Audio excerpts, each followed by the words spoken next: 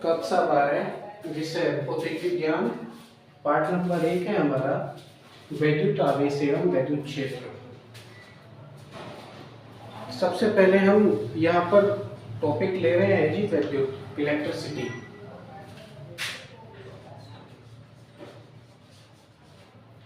वैद्युत आज सबके घरों में लगभग बिजली प्रयोग होती है। बिजली से पंखा चलता है, बल्ब जलता है, मोबाइल चार्ज वगैरह आप कर सकते हैं, बटन दबाने से सारे काम हो सकते हैं, जैसे आपका पानी भरने से लेकर के और छोटे छोटे बड़े से बड़े सभी प्रकार के कार्य आज के समय में बिजली से हो रहे हैं।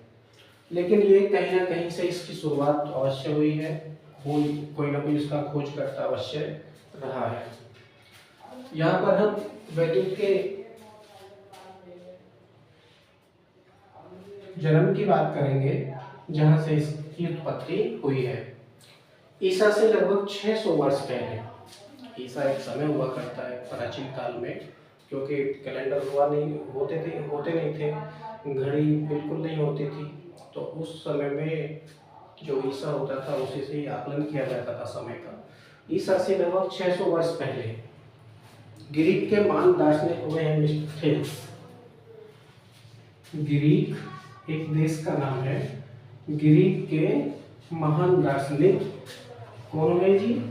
थेल्स।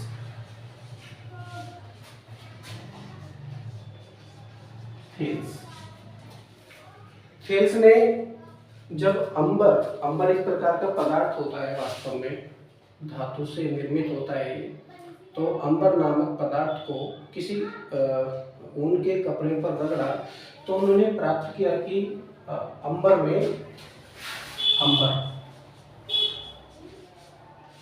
एक पदार्थ होता है। क्या होता है? पदार्थ होता है। अंबर नाम के पदार्थ में छोटी वस्तुओं जैसे कागज के छोटे छोटे टुकड़े, घास के छोटे छोटे तिनके, बाल, पक्षियों के छोटे छोटे पंख आदि को अपनी ओर आकर्षित करने का गुण उत्पन्न हो जाता है।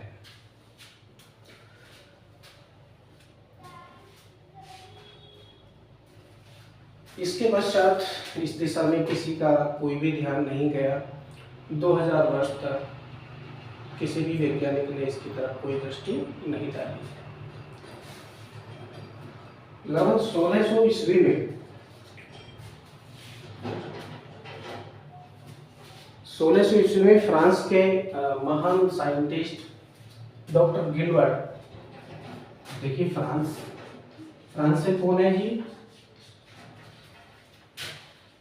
डॉक्टर गिलबर्ट है। डॉक्टर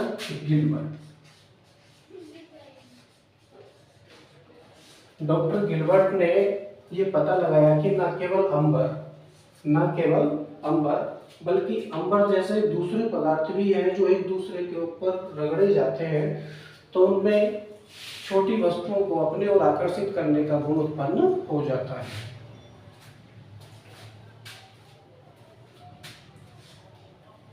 वास्तव में पदार्थ की यह अवस्था ही उसकी आवेशित अवस्था कहलाती है, क्योंकि इसमें इलेक्ट्रॉनों का आदान प्रदान होता है। इलेक्ट्रॉन एक वस्तु से निकलकर दूसरी वस्तु में चले जाते हैं, जिसके कारण वस्तु आवेशित हो जाती है। और वैद्युत आवेश का जो डेफिनेशन है वो इस प्रकार से हो सकती है कि इलेक्ट्रॉनों की गतिमान अवस्था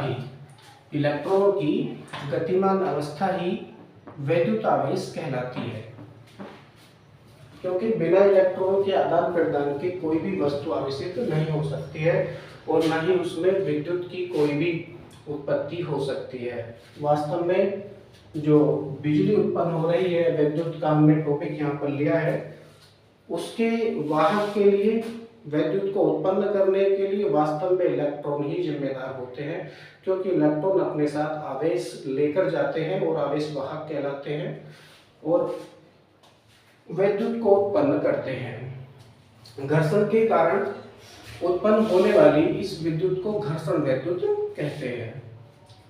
आप अपने दैनिक जीवन में भी, अपने घरों में भी इस प्रकार के प्रयोग देखते होंगे। जिस प्रकार से आप अपने कंघे को बाल पर रगड़ते हैं, तो वास्तव में कंघे के अंदर आपके बालों को आकर्षित करने का गुण उत्पन्न हो जाता है। दूसरे और बहुत सारे उदाहरण हैं, जैसे आप शाम के समय अपने शर्ट को निकालते हैं तो उससे चट चट की आवाज़ आती है, तो आपके शरीर से निकलकर इलेक्ट्रॉन कपड़े में चले जाते हैं, जिसके कारण कपड़ा आवेशित हो जाता है, जिसके कारण जब आप उसको उतारते हैं तो वहाँ से चट चट की आवाज़ आपको सुनाई देती है। और भी बहुत सारे उदाहरण हैं दैनिक जीवन में।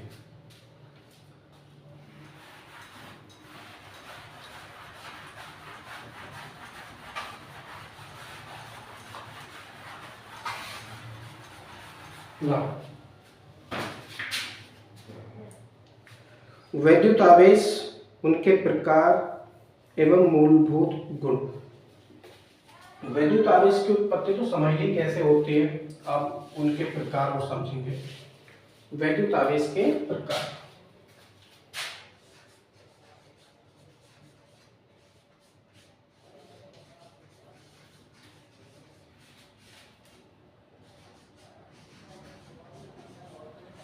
प्रयोगों द्वारा आवेश दो प्रकार का होता है। प्रयोगों द्वारा आवेश दो प्रकार का होता है। कौन कौन सा? एक तो धन आवेश तथा दूसरा ऋण आवेश। धन आवेश, जब किसी पदार्थ में इलेक्ट्रॉनों की कमी हो जाती है तो वहां पर धन आवेश उत्पन्न होता है, और जिस पदार्थ में इलेक्ट्रॉनों की अधिकता हो जाती है उसमें ऋण आवेश उत्पन्न होता है। वास्तव में जितने भी इलेक्ट्रॉन किसी पदार्थ से निकलते हैं उतने ही धन आवेश कम अथवा उतने ही ऋण आवेश अधिक उस वस्तु पर हो जाते हैं। जैसे HCl को ले लीजिए, हाइड्रोजन क्लोराइड। आप इसको आवेशित फॉर्म में लिखेंगे तो लिखा जाएगा जी H धन आयन प्लस Cl ऋण आयन। H धन आयन और Cl ऋण आयन। ये एरो का चिन्ह मैंने दोनों दिशाओं में इसलिए लगाया है क्योंकि ये अभिक्रिया दोनों दिशाओं में हो सकती है। HCl को जब आप गर्म करेंगे तो हाइड्रोजन और क्लोरीन में ये टूट जाएगी, जिसमें हाइड्रोजन आयन और Cl आयन अलग अलग हो जाते हैं। ठीक उसी प्रकार से दूसरी अभिक्रिया हो सकती है NaCl, सोडियम क्लोराइड की। तो Na पर पॉजिटिव चार्ज लगाया जाएगा और Cl पर माइनस का चार्जेस लगाया जाएगा। यदि जिस किसी पदार्थ से जितने इलेक्ट्रॉन निकलते हैं उस पर उतने ही आंशिक धन आवेश उत्पन्न हो जाते हैं।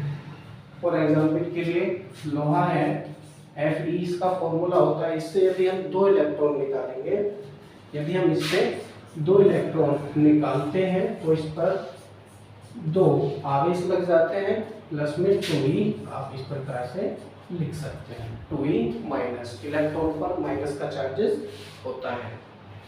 और इस पर आवेश की जो मात्रा होती है, इस पर आवेश की मात्रा -1.6 इंटू 10 की पावर -19 कूलाम होती है, जो कि कांस्टेंट वैल्यू है।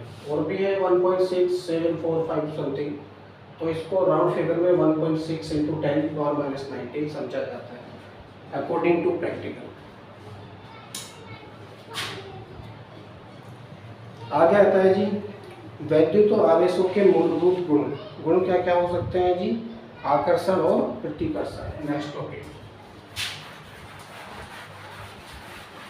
प्रकार हमने समझे हैं।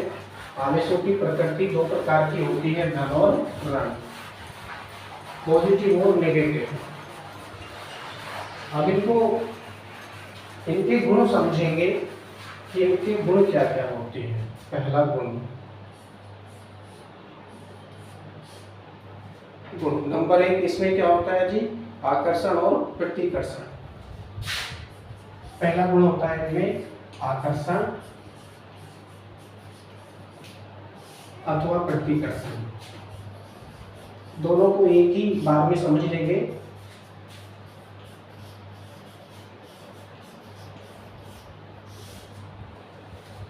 प्लस और प्लस तथा माइनस और माइनस, दो प्रकार के आवेश होते हैं, प्लस और माइनस। जब विपरीत प्रकार के आवेश परस्पर एक दूसरे के साथ हमें आते हैं तो उन्हें विजातीय आवेश कहते हैं। आवेश भी दो प्रकार के होते हैं, सजातीय आवेश दूसरे होते हैं जी विजातीय आवेश। विजातीय आवेश। सजातीय आवेशों का मतलब रहता है कि आप इसको संधि विच्छेद करेंगे तो आपको प्राप्त होगा स धन जातीय। धन जातीय। और विजातीय को यदि आप संधि विच्छेद करेंगे तो आपको प्राप्त होगा वि धन जातीय। ऊपर जो सहजातीय है, सहजातीय मतलब होता है समान जाति के आवेश, लेकिन यहाँ पर कोई जातीय धर्म की बात नहीं हो रही है, आवेश की बात हो रही है। तो समान प्रकृति के आवेश होगा, समान प्रकृति के आवेश। जैसे प्लस तथा प्लस का जोड़ा हो सकता है जी, प्लस तथा प्लस का जोड़ा हो सकता है क्योंकि ये भी प्लस है और ये भी प्लस है। दूसरा क्या हो सकता है जी, माइनस तथा माइनस का जोड़ा हो सकता है। जब ये दोनों आवेश परस्पर सामने आते हैं तो सजातीय आवेश कहलाते हैं। इनसे बनने वाला जो युग्म होता है उसे सजातीय आवेश कहते हैं। वास्तव में ये आवेश एक दूसरे को प्रतिकर्षित करते हैं जी। क्या करते हैं? प्रतिकर्षित करते हैं। ये कौन सा आवेश करेगा जी? सजातीय। समझ में आया? सजातीय आवेश एक दूसरे को प्रतिकर्षित करते हैं। नेक्स्ट आता है जी विजातीय आवेश। विजातीय आवेश अर्थात विपरीत प्रकार के आवेश। इसको संधि विच्छेद किया, वि का मतलब है विपरीत प्रकार के आवेश। जैसे आप इसको समझेंगे प्लस तथा माइनस का जोड़ा, प्लस तथा माइनस का जोड़ा परस्पर एक दूसरे को आकर्षित करते हैं और प्लस तथा माइनस के युग्मों से बनने वाले आवेश को विजातीय आवेश कहते हैं और विजातीय आवेश एक दूसरे को आकर्षित करते हैं। तो आकर्षण बल कहाँ पर लगता है बच्चों? विजातीय आवेशों में। विजातीय आवेशों में आकर्षण बल लगता है, यानी वो एक दूसरे की तरफ आकर्षित हो जाते हैं। नेक्स्ट आता है जी आवेश का संरक्षण। आवेशों के गुण की हम बात कर रहे हैं। तो पहला तो हो गया आकर्षण अथवा प्रतिकर्षण, कहाँ से उत्पन्न होता है वो आपको सिखा दिया है। नेक्स्ट आता है जी आवेशों का संरक्षण। आवेशों का संरक्षण। आवेश संरक्षण नियम के अनुसार आवेश भी एक प्रकार की ऊर्जा को उत्पन्न करता है और ऊर्जा संरक्षण नियम के अनुसार नियम होता है ऊर्जा ना तो उत्पन्न होती है और ना ही नष्ट होती है, बल्कि यह एक रूप से दूसरे रूप में परिवर्तित हो सकती है। ठीक उसी प्रकार से आवेश ना तो उत्पन्न होता है और ना ही नष्ट होता है, क्योंकि इलेक्ट्रॉन सबसे छोटा कण माना जाता है किसी पदार्थ का। जिस प्रकार से मानव शरीर की सबसे सूक्ष्मतम इकाई को कोशिका कहते हैं, उसी प्रकार से पदार्थ की सबसे सूक्ष्मतम इकाई को इलेक्ट्रॉन कहते हैं। और इलेक्ट्रॉन को तोड़ा नहीं जा सकता क्योंकि इलेक्ट्रॉन सबसे सूक्ष्मतम इकाई मानी जाती है। तो आवेशों का संरक्षण नियम के अनुसार आवेशों को ना तो उत्पन्न किया जा सकता है और ना ही नष्ट किया जा सकता है, क्योंकि आप लोहे को ले लीजिए, लोहा Fe, इसका सूत्र माना जाता है, इसका कोई ना कोई परमाणु क्रमांक होगा। परमाणु क्रमांक के नियम के अनुसार उसमें इलेक्ट्रॉनों की संख्या, प्रोटॉनों की संख्या और न्यूट्रॉनों की संख्या अलग अलग होगी। ठीक है, लोहे से बनने वाली जितनी भी चीजें होंगी सब में इलेक्ट्रॉन, प्रोटॉन और न्यूट्रॉन बिल्कुल बराबर होंगे। तो आवेशों का आवेश ना तो उत्पन्न किया जा सकता है और ना ही नष्ट किया जा सकता है, बल्कि यह एक रूप से दूसरे रूप में परिवर्तित किया जा सकता है। जिस प्रकार से कोई भी वस्तु है, आप समझिए कंच की कोई भी एक छड़ ले लीजिए, आप उसको उन पर रगड़िए। जब आप रगड़ेंगे तो कंच की छड़ से निकलकर इलेक्ट्रॉन ऊन में चले जाते हैं। तो यहाँ पर ये दोनों चीजें आवेशित हो जाती हैं। कंच की जो छड़ है उस पर धनावेश और ऊन के कपड़े पर ऋणावेश उत्पन्न हो जाता है। जिस प्रकार से कंच की छड़ से इलेक्ट्रॉन निकलकर ऊन में चला जाता है, ठीक उसी प्रकार से उनमें से निकलकर प्रोटॉन कंच की छड़ में भी चला जाता है। बराबर प्रक्रिया होती है। हाँ, जब एक इलेक्ट्रॉन जाएगा तो एक प्रोटॉन दूसरे में आएगा, यदि इलेक्ट्रॉन नहीं जाएगा तो प्रोटॉन भी नहीं जाएगा, ये बात भी तय है। आंशिक रूप से जो इलेक्ट्रॉन होते हैं उस पर माइनस का चार्ज होता है जी, इस चीज का माइनस का चार्ज होता है, और जो प्रोटॉन होते हैं उस पर धन आवेश होता है, पॉजिटिव चार्ज होता है। वास्तव में इन दोनों का ही आदान प्रदान होता है। एक वस्तु से इलेक्ट्रॉन निकलता है तो दूसरी वस्तु से प्रोटॉन निकलकर पहली वस्तु में स्थानांतरित हो जाता है। वास्तव में यदि देखा जाए तो जितने इलेक्ट्रॉन पहली वस्तु से दूसरी वस्तु में स्थानांतरित हुए हैं, ठीक उतने ही समय में उतने ही प्रोटॉन दूसरी वस्तु से पहली वस्तु में ट्रांसफर हो जाते हैं, स्थानांतरित हो जाते हैं। यदि हम कुल इलेक्ट्रॉन प्रोटॉनों का स्थानांतरण देखें तो क्या होता है जी, 0।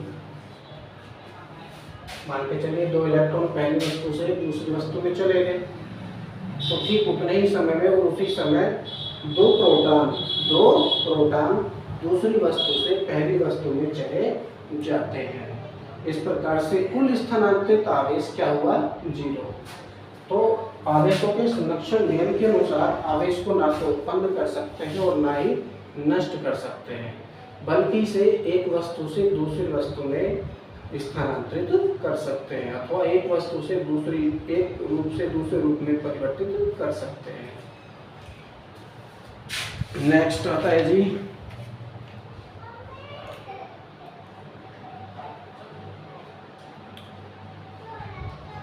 आवेशों का क्वांटमीकरण, वेरी वेरी इंपॉर्टेंट। नंबर 3, आवेशों का क्वांटमीकरण।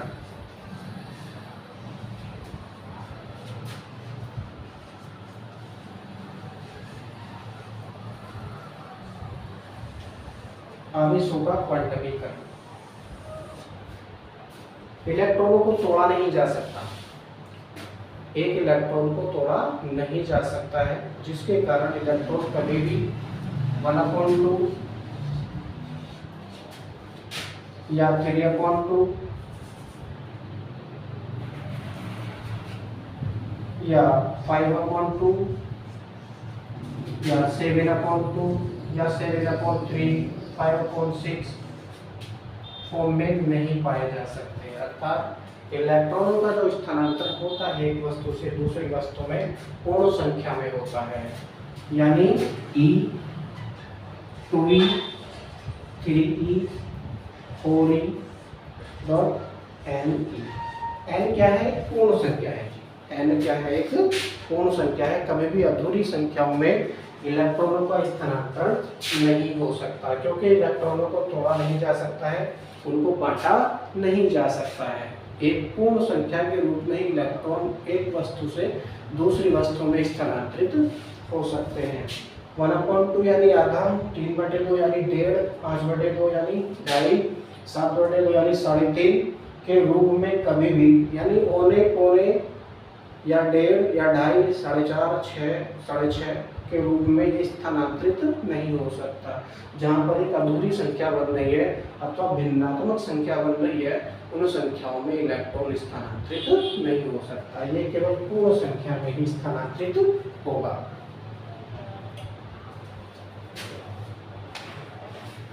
आवेशों का क्वांटमीकरण करने से स्थानांतरित कुल आवेश की मात्रा हम ज्ञात कर सकते हैं। मानकर चलिए कोई भी पदार्थ है और उससे n इलेक्ट्रॉन निकलते हैं। n कोई भी एक संख्या हो सकती है, n मतलब 1, 2, 3, 4, 5 कुछ भी संख्या हो सकती है। तब आवेशों के कारण स्थानांतरित कुल आवेश हम ज्ञात कर सकते हैं आवेशों के क्वांटमीकरण के अनुसार।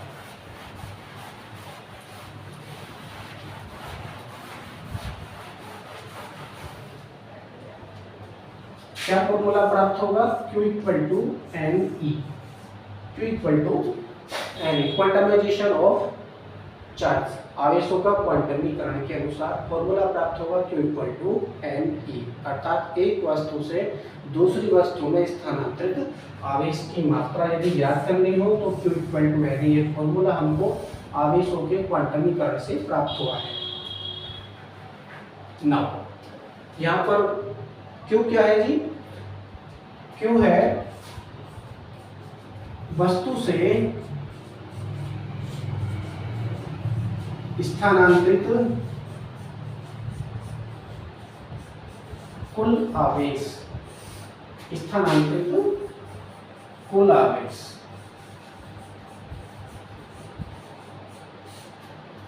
वस्तु से स्थानांतरित कुल आवेश। n क्या है जी? इलेक्ट्रॉनों की संख्या। n क्या है? इलेक्ट्रॉनों की संख्या।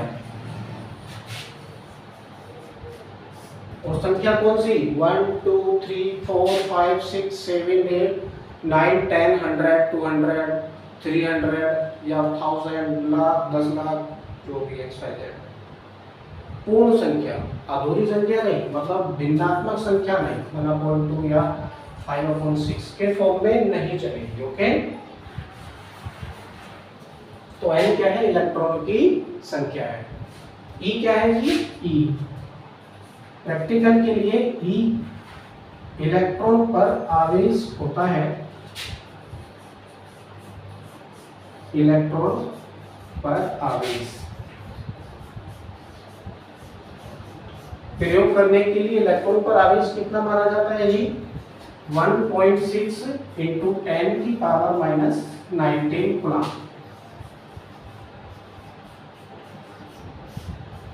इतना आवेश एक इलेक्ट्रॉन पर होता है।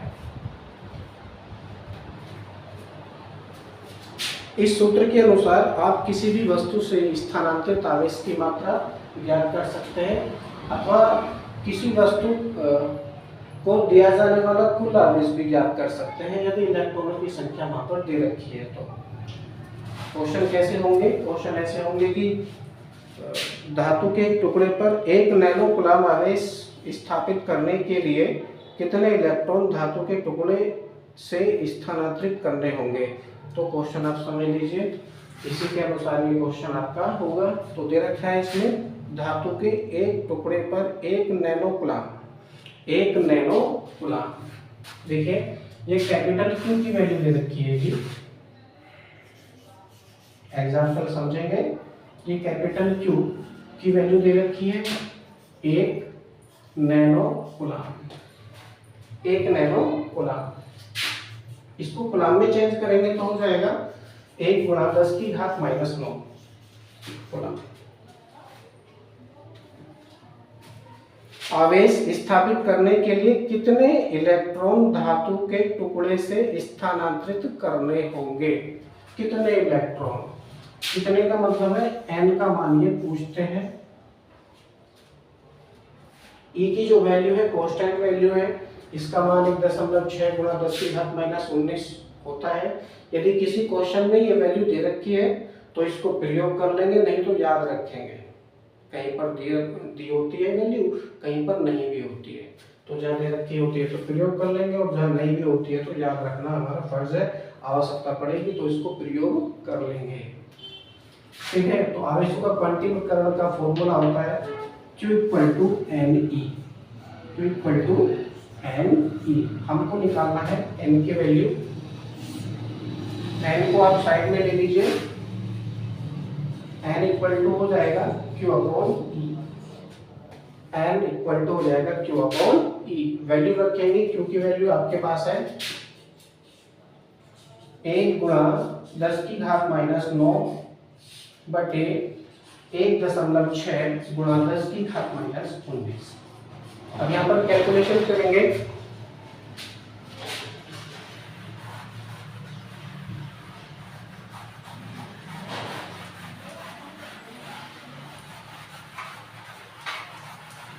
यहाँ पर हम कैलकुलेशन करेंगे ये वाली, तो आपको प्राप्त होगा n इक्वल टू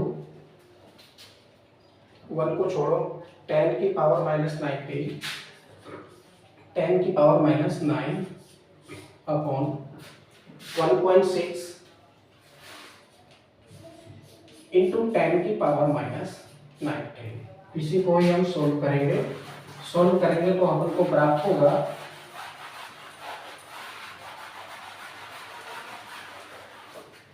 कि दशमलव हटाओ तो ऊपर एक जीरो बढ़ेगा और 10 की पावर माइनस 19 नीचे माइनस की है तो ऊपर जाकर ये प्लस की हो जाएगी।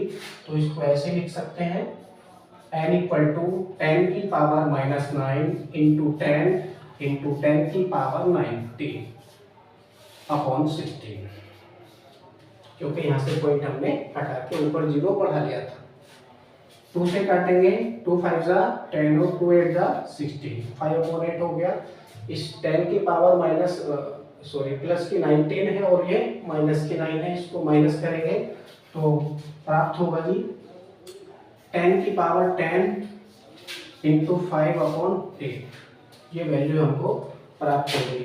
इस 10 की पावर 10 को हम तोड़ सकते हैं, कैसे लिख सकते हैं 1000 इंटू 10 की पावर 7 इंटू 5 अपॉन 8। 8 से इसको डिवाइड करेंगे तो प्राप्त होगा 8 1 जा 8 और 2 बचेगा 0, 20 हो गया, 8 दूनी 16 और 8 पंजे 40, 125। n इक्वल टू 125, क्योंकि 8 तो नीचे का पूरा खत्म हो गया, गुणा 5 गुणा 10 की घात 7, ये बचेगा। तो n इक्वल टू लिख सकते हैं 125 पंजे 625 गुणा 10 की घात 7। चाहे तो आप यहीं पे छोड़ सकते हो या फिर और आगे बढ़ाना चाहो तो बढ़ा सकते हो, n इक्वल टू करके लिख सकते हो, या n इक्वल टू 6.25 इंटू 10 की पावर 2 जीरो बढ़ जाएंगे तो 10 की घात 9 हो जाएगा। ये इतना इलेक्ट्रॉन चाहिए। n की वैल्यू आपने फाइंड कर ली है। n इक्वल टू कितना है 6.25 इंटू 10 की पावर 9, अर्थात 1 नैनो कूलम आवेश स्थापित करने के लिए 6.25 गुणा 10 की घात 9 इलेक्ट्रॉन स्थानांतरित कराने होंगे। Now,